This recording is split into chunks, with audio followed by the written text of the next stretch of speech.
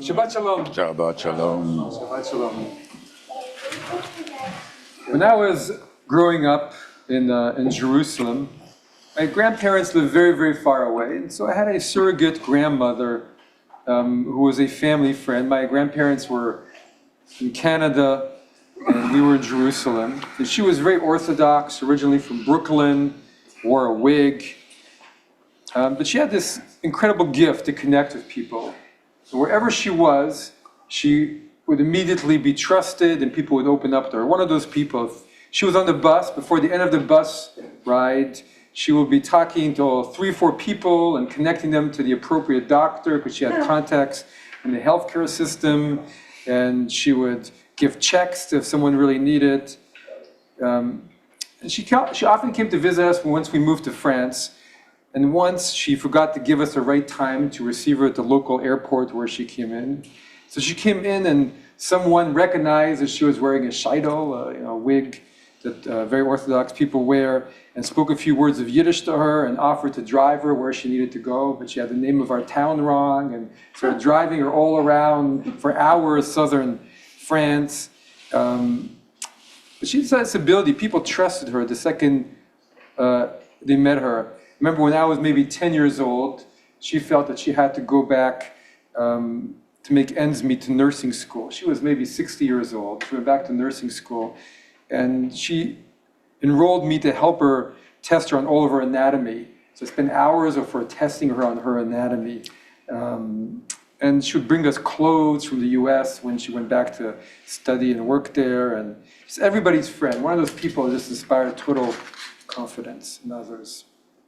So in our parsha this week, we come to the end of the life of Sarah and Abraham, the first patriarchs and matriarch of our people. And really the way they're portrayed is that kind of kind and overarching loving people, rushing to welcome the strangers. Sarah, Abraham we know, but also Sarah, she follows Abraham on his big journey, on his mission, which is also her mission. And just like him, he goes from Abraham to Abraham, and she goes from Sarai to Sarah. She also is given a new name, symbolic of her status. And so she dies this week in the Parsha, and the way the Torah describes it is a very strange way. These are the lives of Sarah. She was 100 years old, and 20 years old, and 7 years old. It's a very strange way of saying 127. And so why does it say it that way? And so the tradition says because she was a multidimensional being. When she was one age, she was like a much younger age in her beauty and an even younger age in her luster. And just telling of one of those people who couldn't be held in by her physical frame. She just had this beautiful presence among her. The Midrash says that when she lit Shabbos candles, the light of her Shabbos candles kept everybody else going from one Shabbat to the other. She brought comfort to everybody. And really what they had more than anything, both Abraham and Sarah, with this incredible love for other human beings, this open heart. And Abraham was given the Hay in his name because he is a father now of nations, Abraham to Abraham. And he inspired love in everyone else. And we see even in Parsha, one of the last things he does is he sends his servant Eliezer to find him a son back where he came from. And Eliezer just follows him, total faith in Abraham, in all the directions he follows to the letter, because he just loves Abraham too.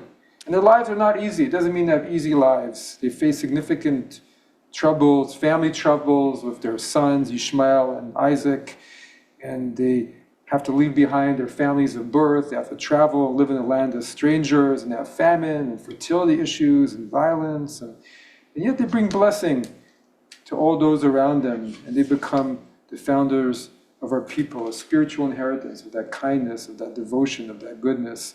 And we still pray to them 3 times a day, thousands of years later. And it wasn't just about who they were, but they passed it on. And so our parsha is always where they pass on the torch to the next generation, to Isaac and Rebekah.